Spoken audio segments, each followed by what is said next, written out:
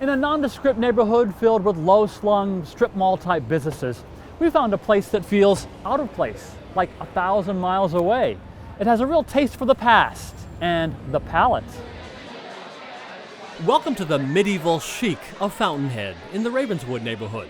Tall, blood-red curtains hang down from the two-story ceiling. Candles wrapped in twisted metal snake down from the exposed brick. A fireplace stands ready to roar, and you wonder what's going on in that barrel room. Fountainhead feels a little dark and dangerous.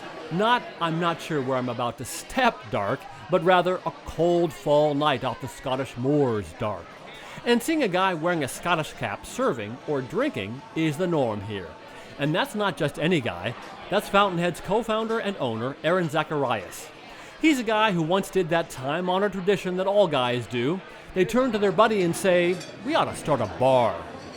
Fountainhead opened in 2010, but it feels like it's been here for decades. That idea, again, maybe naive, foolish, hopefully ahead of the game. We wanted to bring everything that we loved. I've been in wine, I've been in beer, I've been in spirits, whiskey's a passion, food, and let's bring it all. And much of that passion comes from the back and forth that Fountainhead does with businesses and people in Scotland. The whole Scottish thing at Fountainhead isn't just an act. So the Scotch influence is very real because it's a huge part of what we do at Fountainhead, whether it's with our single cask programs, our own labeling, or just Robert Burns' birthday, coming up and celebrating the poetry of Scotland. So it's all intertwined. I think it's natural. You can stare at the dizzying wall of whiskeys. At about 850 whiskey varieties, Fountainhead is one of the top 2 sellers of whiskey in Chicago. But Aaron says it's not the number of whiskeys that matters, it's the kind of whiskeys that do. We're in Scotland, we're in Kentucky, we go there a lot, we know the people, we're getting the product. On top of Fountainhead sits the rooftop deck. The vibe is different here, maybe a little more relaxed, the music is more upbeat. There's a separate menu and a separate drink list up here. Just a wee bit more casual. We want you to escape Chicago when you go up there. That was it. We want you to be comfortable, but we want it to be an escape. And we found up here what really sets Fountainhead apart. It's got a never-ending stream of events, like food and drink tastings. 2 of our sales guys live in Edinburgh, and they brought over 3 whiskies from Scotland, and then we did tasting with everyone. Kara Simpson is a beer executive visiting Chicago from London, and she just knew this was the place to check out.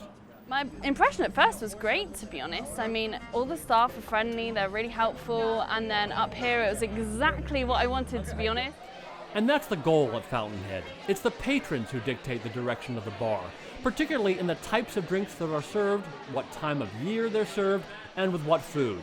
We have this huge Bible, right? Table of contents. You can find everything in here, and if you're not into that, if it's just too much reading, now a lot of people love this, but you should be able to close it, go to your server, I like this, I like this, I like that, set me up. I asked Aaron what he wants his customers to feel after a night out at Fountainhead. Satisfied. That's it. Wow, I had a great dinner. It was paired with exactly what I wanted. I liked the environment, and I had a good time with my friends. I didn't feel rushed. Yes, there is a big screen TV, just one, above the bar, looking wildly out of place, but it's rarely on. Fountainhead is not the place you come to wolf down chicken wings and scream at Jay Cutler.